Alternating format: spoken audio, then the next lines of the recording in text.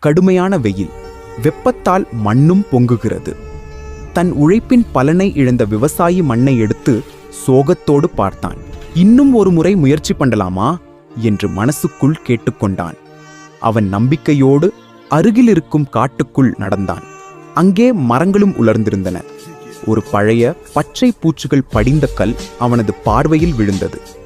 அவன் சோர்வுடன் அந்த கல்லின் மீது அமர்ந்தான். கண்ணீர் அவன் கண்களில் ஊறி வழிந்தது.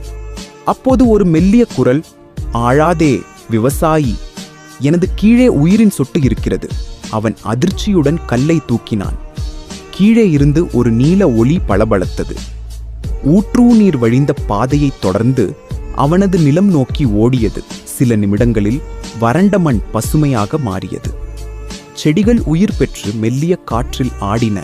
கண்ணீருடன் கல்லின் முன் மண்டியிற்று நன்றி சொன்னான்.